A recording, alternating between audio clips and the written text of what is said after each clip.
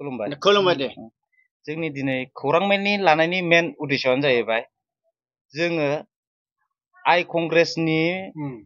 पर्बजरा block बासबारि मण्डल कंग्रेसनि कमिटिनिफ्राय माने जों मोनसे प्रेस मिट होनो नागिरदों आरो दा आङो बासबारि मण्डल कंग्रेस कमिटिनि जेनेरेल सेक्रेटारि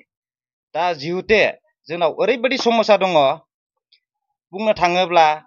जोंखौ प्राइमारि हिसाबै जोंखौ जों आगोलनिफ्राय 2023 निफ्राय जोङो सालायबोबाय थानाय कंग्रेसआव दा बिनि उनावबो दिनै दाखालि एमपि इलेक्सन थांबाय बावबो बिराद खस्थ' खालायनानै जोङो माने कंग्रेसआवहाय जा हायो मददखौ जोङो होना हरदोंमोन नाथाय साक्सेस जायाखै दा बिनि उनाव दा जोंना फैलायबाय नै बिटिसि इलेक्सन बिटिसि इलेक्सनाव दा मा रोखोम सोलिनांगौ सोलिनाङा जोंनि खुनु प्रेसिडेन्ट जोंनि बासबारि मण्डलनि प्रेसिडेन्ट होन बा सोरबा केन्डिडेट होन मा रोखोम सोलिनांगौ सोलिनाङा खुनु माबा गैया बबावबा माबा मोनसे मिटिं जायो जोंनि बासबारि एरिकायाव दिनै मिटिं लाफैदों फाग्लिजराया बबे आन्डार भिसिडिसियाव गोलैयो फाग्लिजराया जोंनि बासबारि मण्डलनि एरियायाव गोलैयो दा जुदि बाव फैनाय लोगो लोगो जुदि बाव माबा मोनसे मिटिं खालायफैयोब्ला मण्डलनि खुनु माबायानो जुदि मिन्थिया लाबा जुदि बेबायदि मिटिं खालायफैबाय थायोबा बिनि उद्देश्यआ मा मण्डलखौ मानो नांगौ प्राइमारिखौ मानो नांगौ होमबाथ' बिसिनि थाखाय प्राइमारिबो नाङा मण्डलबो नाङा जों एफा गोबावनिफ्राय जोङो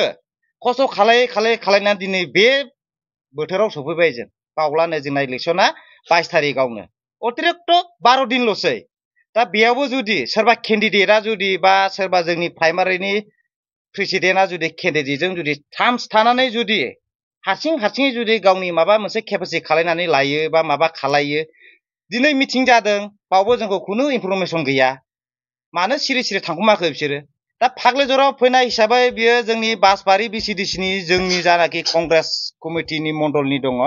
बिसोरखौ बियो इनफरमेसन होनानैसो बे जोंना सहेन साराबाव मिटिंखौ खालायहैनांगौ आरो नोंनो जुदि हारसिंनो देख जुदि नोंहानो मानसि दं होननानै जुदि नोङो साननानै जुदि प्राइमारिनि मानसिखौनो नाङा होननानै जुदि नोङो जुदि ओरै मिटिं खालायहैयोब्ला सोरबा प्रेसिडेन्ट बा सोरखौबा गावनि मानसि फुराना वार्कार होननानै जुदि लेंहरोब्ला अब्लालाय जोंखौ मानो नांगौ दरखार गैया बेनिखायनो दिनै जानाखि आं जेनेरेल सेक्रेटारि हिसाबै आंजों जा दङमोन आंजों दिनै गासिबो माने ओंखारजोबसिगोन कंग्रेस दलाव गैला जों कंग्रेस दलनिफ्राय आङो जेनेरेल सेक्रेटारि हिसाबै ओंखारगोन आंजों लोगोसे जा कर्मचारिफोर दङ बा आंनि वार्कारफोर दङ माने गासिबो माने बिबान एंख्लायजोबनानै जोङो कंग्रेसआनो जिर' खालायनोसै जोंनि बासबारियाव आं जेनेरेल सेक्रेटारि हिसाबै दङमोन बासबारि प्राइमारिनि जोंनि दुखु मोननाया बेनो जेनेबा केन्डिडेटआ जेनेबा बहायबा माबा मोनसे खालायगोन खालाया इनफरमेसन हरो प्रेसिडेन्टनो दा प्रेसिडेन्टआ जोंनो माने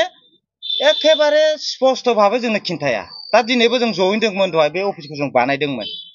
बानायनायनि उनावहाय दा मा जाखो फाग्लिजराव फैदों होननानै दा प्रेसिडेन्टआ हारसिं सासे मानसि लाना स्रोद थांबाय आरो अब्लालाय जोंखौ बाव मानथो नांबावगौ टटेलि जोंनो कंग्रेस माबाखौनो जोंनो नांला